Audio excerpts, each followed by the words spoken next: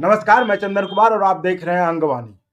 जैसा कि आप सबको पता है कि पिछले शुक्रवार को तृणमूल सांसद महुआ मोइत्रा को की सांसदी चली गई थी, जो कि अपने गोड्डा के सांसद निशिकांत दुबे जी ने उन पर आरोप लगाया था पैसे लेकर सवाल पूछने का, एक निजी एक व्यवसायिक घराने को फायदा पहुंचाने के लिए।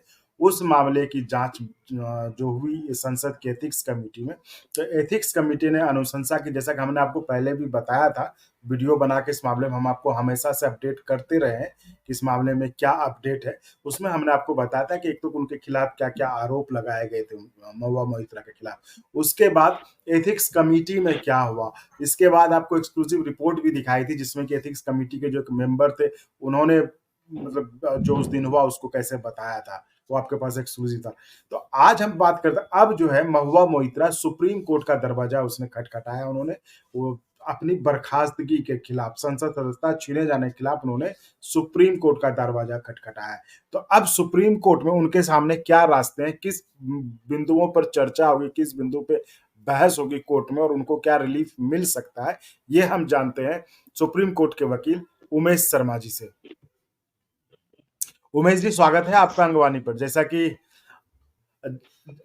कि हम लोग और आपके माध्यम से हम बताते रहे अपने व्यूअर्स को इस मामले में, महुआ मोइत्रा जी के मामले में जब जब जो जो अपडेट हुआ, तो आज फिर मौका है हमें ये बताने का, चूंकि अब वो सुप्रीम कोर्ट का दरवाजा खटखटा चुकी है। तो अब उनके पास क्या रास्ते बचे? क्या सुप्रीम कोर्ट से कोई राहत उनको मिल सकती है क्या?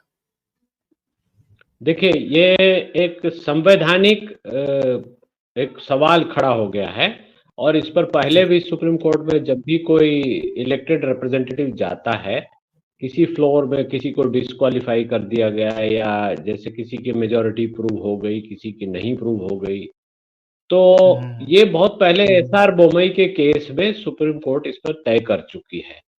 तो मोटा मोटी तरीके से देखा जाए तो 2-3 चीजें सुप्रीम कोर्ट ने पहले ही तय किया हुआ है, जो कि हमारे संविधान में भी दिया हुआ है। एक तो यह है कि संसद के फ्लोर पे जो भी कार्रवाई होगी, उस कार्रवाई का जो भी रिजल्ट होगा उसको कोर्ट उसको कहीं स्क्रूटनी में नहीं लाएगी, कोर्ट उसका कोई जुडिशियल रिव्यू नहीं करेगी और कोर्ट उसके बीच में अपनी जजमेंट नहीं देगी।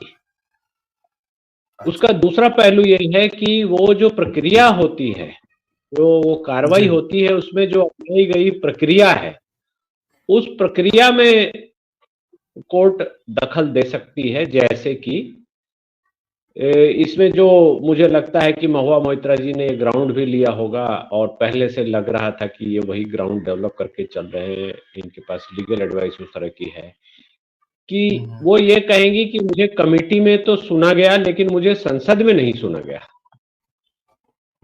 और मुझे सुना नहीं गया, तो ये मेरे अधिकारों का हनन है। इसको प्रिंसिपल्स ऑफ नेचुरल जस्टिस का वायलेशन बोलती है कोर्ट्स। रूल ऑफ ऑडी आइटम पाइटम एक बेसिक रूल है जूरिस्प्रूडेंस का कि अगर आप किसी के खिलाफ कोई कार्रवाई कर रहे हैं तो उसमें उसको सुनिए, उसका पक्ष जानिए, समझिए। तो इसमें एक वही ग्राउंड है जो ज्यादातर लोग लेकर जाते हैं और ये भी लेकर वही जाएंगे, क्योंकि ये तो दिखाई दे रहा है कि इन्होंने ग्राउंड डेवलप किया हुआ है और अभी मीडिया बाइट्स में भी ये बोले जा रही है कि मुझे सुना नहीं गया, मुझे आवाज दबा दी गई मेरी और सब कुछ गलत तरीके से हुआ। वो तरीका जो अपनाया गया है वो तो संवैधानिक था या नहीं था इसकी जांच होगी, लेकिन उसका जो सांसदों ने जो वोट दिया है और विप इशू हुआ या विप नहीं इशू हुआ, उस सब पर कोई कोर्ट उसमें नहीं जाएगी।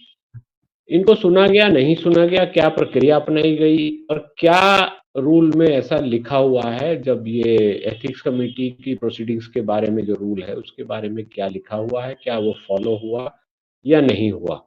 बहुत ही संक्षिप्त, बहुत ही छोटा दायरा है जिसमें कोर्ट इस पूरे प्रकरण को देख पाएगी, समझ पाएगी या कोई जजमेंट दे पाएगी। तो इसमें बहुत ही सीमित है। महुआ मोइत्रा की हालत यहाँ पर और भी बहुत नैरो हो जाएगा। तो अब उन्होंने जो किया, जो संसद के फ्लोर पे आया है, उसको चैलेंज करती रहे वो। जी, तो मतलब कुल मिला के कुछ भी होगा तो लेकिन सब वक्त तो लग ही जाएगा एक तरह से। हाँ, वक्त तो लग ही जाएगा। देखिए, ऐसे मामलों में या किसी भी कानूनी मामलों में कोई ऑर्डर आने वाला है तो उस पे कोर्ट रोक लगा सकती है, पर चूंकि यहाँ तो ऑर्डर आ गया है और उसकी जांच परख किए बिना, उसका पूरा समझे बिना उस ऑर्डर पे रोक लगाना अब मुझे नहीं लगता कि संभव है। हालांकि अगर कोई कोई ये साबित कर दे, कोई दिखा दे कि मुझे बिल्कुल ही मौका नहीं दिया गया, मैं तो चिल्लाता रहा, मुझे सुना भी नहीं गया, मुझे मौका नहीं दिया गया, मुझे कोई नोटिस नहीं दिया गया, तो वैसी दशा में हो सकता है कोर्ट अपने विशेषाधिकारों का प्रयोग करते हुए कोर्ट फंडामेंटल राइट्स आपके रेस्टोर करने के लिए ऐसा कोई आदेश कर दे। लेकिन इस केस में मुझे ऐसा दिखाई नहीं दे रहा है। इस पे नोटिस होगा, फिर गवर्नमेंट आएगी, गवर्नमेंट आकर सारी चीज़ों को बताएगी, जो गवर्नमेंट की ओर से जो एएसजी अपीयर होते हैं वो समझाएंगे, उनको ब्रीफ किया जाएगा, हो सकता है एफिडेविट फाइल करने को बोले, तो वो सारे डॉक्यूमेंट भी लाए जाएंगे, सारी प्रोसीडिंग्स लाई जाएंगी और तब जाकर इस पर आर्गुमेंट होगा, बहस होगी, बहस होने के बाद इस पर फैसला आएगा। तो मुझे अभी कोई जो आप पूछ रहे हैं कि कोई तुरंत कोई कार्रवाई या तुरंत कोई स्टे जैसे हो जाता है जो अक्सर हम फिल्मों में देखते हैं या अक्सर कोर्ट में हुआ भी है कि किसी को अरेस्ट करने गई है पुलिस और उसको घर से लेके जाने से पहले ही सुप्रीम कोर्ट से स्टे आ जाता है, तो वैसा इस केस में मुझे तो नहीं दिखाई दे रहा और ये केस ऐसे हैं कि जिसमें इसकी गुंजाइश भी नहीं लग रही। जी। हाँ, मतलब तो कुछ दिनों कुछ महीनों के बाद अब चुनाव भी होने वाले हैं, तो मतलब अगर ये सुप्रीम कोर्ट जाती भी हैं तो अब उसका कोई बहुत बड़ा फायदा इनको मिलता हुआ नहीं दिख रहा है। हाँ, ये कानूनी रूप से क्या होगा, देखिए, जब लोकसभा डिसॉल्व हो जाएगी तो ये हो जाएगा कि इनकी पिटीशन तो इनफ्रक्चुअस हो गई है, क्योंकि उसमें अब कुछ करने को बचा नहीं, कोई रिलीफ दी नहीं जा सकती, इनको वापस संसद में भेजा नहीं जा सकता। तो ये अगला चुनाव लड़ेगी, वैसे भी ये स्वतंत्र है अपना चुनाव लड़ने के लिए, इनको कोई रोक टोक की है नहीं उस पर। इनको सिर्फ निकाला गया है, वो भी संसद की एथिक्स कमेटी के रिकमेंडेशन पर कार्रवाई करके निकाला गया है, तो वो उस तरह का कोई बहुत बड़ा स्टिग्मा नहीं बना है। हालांकि एथिक्स कमेटी की रिपोर्ट अगर आप पढ़ेंगे तो उसमें यह भी लिखा गया है कि सरकार को भी टाइम बाउंड जांच इसमें करनी चाहिए कि ये कैसे हुआ है। तो अगर वो जांच सरकार की चलती है और सरकार उसमें सीबीआई को या किसी जैसे एनआईए को इंडल्ज कर दे कि जो विदेशी ताकतों के इशारे पे हुआ है या विदेशी ताकतों का हाथ है या देश की राष्ट्रीय सुरक्षा में इन्होंने कॉम्प्रोमाइज किया, तो वैसी दशा में इनको मुश्किल पड़ जाएगी, इनके खिलाफ एक क्रिमिनल केस चल पड़ेगा या कानूनी कार्रवाई जो इन्फोर्समेंट एजेंसीज है, सीबीआई है, ईडी है, इनकम टैक्स है या एनआईए है या जो भी एजेंसी जिसको सरकार जांच के लिए हो सकता है कहे, तो वैसी दशा में अगर देश की सुरक्षा को लेकर सवाल उठ रहे हैं या पैसा लिया है तो प्रिवेंशन ऑफ करप्शन एक्ट में ये आते हैं नहीं आते हैं, इस पर सवाल उठेगा, देने वाले पर सवाल उठेगा। हालांकि ये बहुत पहले तय हो चुका है कि सांसद अगर फ्लोर पर किसी काम के लिए पैसा लेते हैं तो उसको प्रिवेंशन ऑफ करप्शन एक्ट नहीं माना जाए। ये झारखंड मुक्ति मोर्चा के केस में बहुत पहले ये तय हो चुका है। तो उसके बाद इन्होंने जो गिफ्ट लिया है उसमें बहुत सारी चीजें होती हैं, गिफ्ट लिया है उसका सोर्स क्या है, पैसा क्या है कि नहीं है, तो बहुत सारी बातें इससे रिलेटेड बातें हैं जो हो सकता है कि आगे उठे या आगे उसमें इन्वेस्टिगेशन हो या आगे उसमें जांच हो, सरकार हो सकता है जांच कराए, सरकार ना भी जांच कराए, लेकिन एथिक्स कमेटी की रिपोर्ट इसको लेके बहुत बहुत ही सख्त है, बहुत ही हार्ड हिटिंग है और महुआ मोहित्रा की परेशानियों को बढ़ाने वाला रिपोर्ट है। तो कुल मिला के मतलब आप यही कह रहे हैं कि ठीक है, इन्होंने एक जो होता है कोर्ट से अपने तरफ से उनको जो लगता है उनके तरफ उनके साथ इनजस्टिस हुआ तो उसके लिए उन्होंने न्याय के लिए गुहार लगाई है, दरवाजा खटखटाया सुप्रीम कोर्ट के लिए। लेकिन जिसका कि अब लगता है अभी कुछ बहुत ज्यादा फायदा, क्योंकि कुछ महीने के बाद अब चुनाव होने वाले हैं। तो खैर ठीक है, तो उमेश जी अगर इस केस के बारे में आप थोड़ा सा ब्रीफ में उसको बैकग्राउंड अगर आप बता दें, जो कि हमने हाँ, पहले भी साला की ब्रीफ चीजों की चर्चा। बैकग्राउंड। हाँ, जी ये हम पहले भी बताते रहे हैं। महुआ मोइत्रा एक तृणमूल कांग्रेस की सांसद हैं जो यहाँ पर संसद में बहुत सारे सवाल उठाती रहती थी और अडानी को लेकर सरकार के ऊपर आक्षेप लगाती रहती थी। तो ऐसा हुआ कि इनके खिलाफ एक दूसरे सांसद जो निशिकांत दुबे साहब हैं, गोड्डा से सांसद हैं, उन्होंने शिकायत लगाई कि इन्होंने जो 61 सवाल पूछे उसमें से 53 सवाल इन्होंने दूसरे इंडस्ट्रियल हाउस जो हीरानंदानी है उसको फायदा पहुंचाने के लिए उनके इशारे पर उनको उनसे पैसा लेकर उनके गिफ्ट लेकर पूछा। और उन्होंने एक चार्ट अपनी कंप्लेंट में दिखाया कि जब ये पॉलिसी मैटर चल रहा था तो सरकार की बहुत सारी जो पॉलिसी डिटेल्स थी वो जानने के लिए ऐसा किया गया और हीरा नंदानी फिर उस बिजनेस में घुस गए या वहां का टेंडर ले लिया, ऐसा आक्षेप लगाया गया है। इसकी जांच अभी हुई नहीं है। एथिक्स कमेटी ने तो सिर्फ ये जांच किया है कि ये इनका एथिकल था या नहीं था। इसके साथ एक जी चार्ज और लग गया है कि इन्होंने अपना यूजर आईडी और पासवर्ड, जो एनआईसी का पैनल है पार्लियामेंट का क्वेश्चन अपलोड करने का, क्वेश्चन का सिस्टम ये है कि पार्लियामेंट ने सभी सांसदों को एक यूजर आईडी और पासवर्ड दे रखा है जिसके अंतर्गत आप अपना पैनल खोलते हैं तो उस पैनल पर बहुत सारी पॉलिसी की जानकारी, संसद से संबंधित बहुत सारी जानकारी मिलती है। और वहां पर आप अपना क्वेश्चन अपलोड कर सकते हैं कि ये क्वेश्चन मुझे पूछना है और उसमें उसका प्रोटोकॉल होता है, इस मंत्रालय का है, इस मंत्रालय का नहीं है, ये मंत्रालय जवाब दे, ये मंत्री जवाब दे। वो स्टार्ट होता है, अनस्टार्ट होता है क्वेश्चन, उसकी कैटेगरी में उसको अपलोड कर देते हैं तो फिर वो जो संसद की जो राज्यसभा का है तो उनके यहाँ चली जाती है, या लोकसभा है तो लोकसभा के सचिवालय में चली जाती है।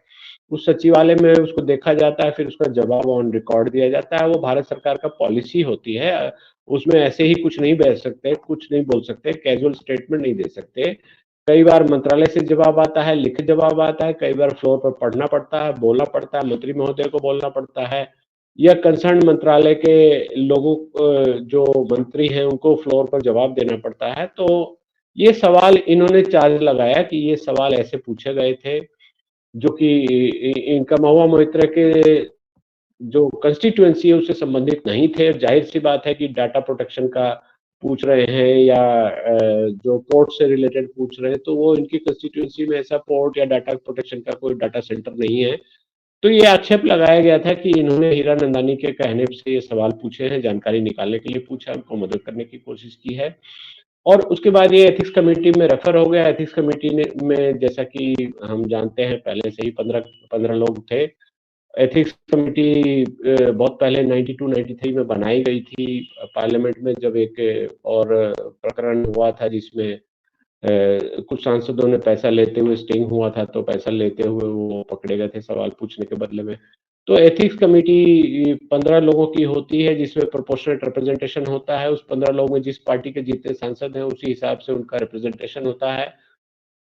तो उसमें ये सवाल ये इनको पेश किया गया, यहाँ दोनों पक्षों को पेश हुआ, दोनों से पूछताछ हुई, उसके बाद प्रोसीडिंग्स हुई। प्रोसीडिंग्स के बाद एथिक्स कमेटी ने अपनी रिपोर्ट दे दी और इस रिपोर्ट पर चर्चा होकर 8 दिसंबर को, अभी पिछले हफ्ते ही शुक्रवार को, इनको संसद की सदस्यता से निष्कासित कर दिया गया। तो ये बैकग्राउंड, हाँ, ये बैकग्राउंड है इस केस का।